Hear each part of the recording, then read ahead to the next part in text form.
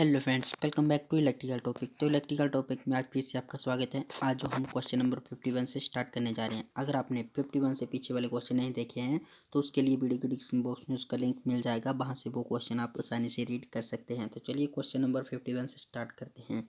तो question start करने से पहले मैं बता दूँ, अगर आप इस चैनल पर नए आए हो तो प्लीज़ चैनल को जरूर सब्सक्राइब करें, क्योंकि ऐसे ही नॉलेजेबल वीडियो इस चैनल पर आपको डेली की डेली मिलती रहती है।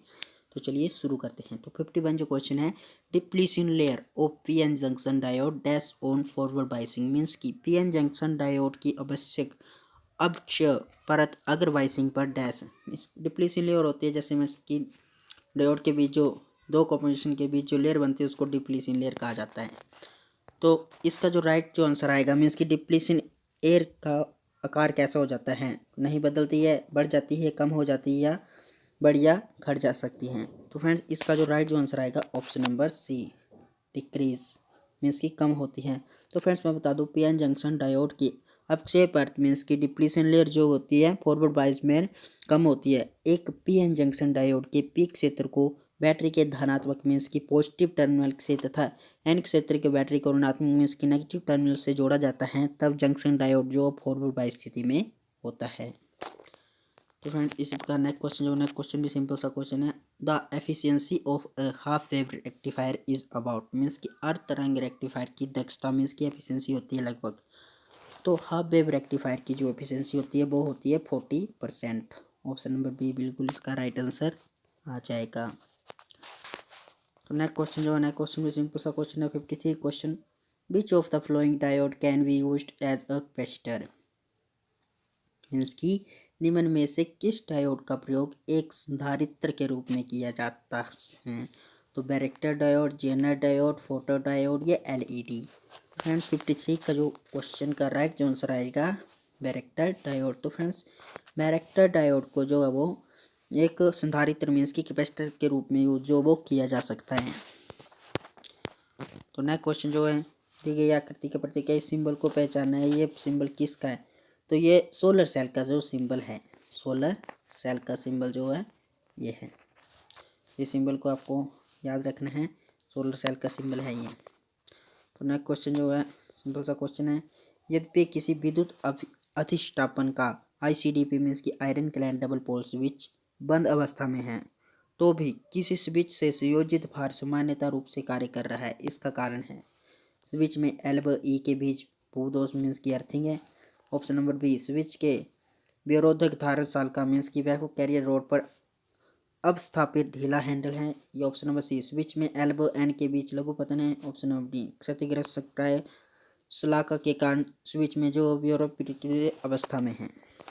तो 55 का जो राइट जो आंसर आएगा ऑप्शन नंबर बी, यानी कि स्विच के बेयरोध सालिका मीन्स की बेफल कैरियर रोड पर अवस्थापित ढीला हैंडल। तो ऑप्शन नंबर बी इसका बिल्कुल राइट आंसर आ जाएगा। तो क्योंकि फ्रेंड किसी विद्युत अवस्थापन में आईसीडीपी स्विच बंद अवस्था में है, तो ये भी किसी स्विच का संयोजित भार में सामान्य कार्य जो कर रहा है। तो नेक्स्ट क्वेश्चन की तरफ पढ़ते हैं। नेक्स्ट क्वेश्चन जो है, अर्धचालक सामग्रियों में ना चालक है और ना विद्युत रोधी। अर्धचालक की चालकता बढ़ाने का एक उपाय है। अर्धचालक होते हैं सेमीकंडक्टर।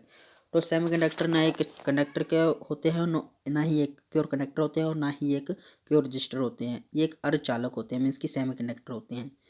तो इसकी जो वो कंडक्टिविटी बढ़ाने के लिए हमें क्या करना चाहिए, ये इस क्वेश्चन में पूछा गया है। अशुद्ध अणुओं को हटाकर शुद्ध अणुओं को जोड़कर, अशुद्ध अणुओं को जोड़कर या वोल्टता का प्रयोग करके।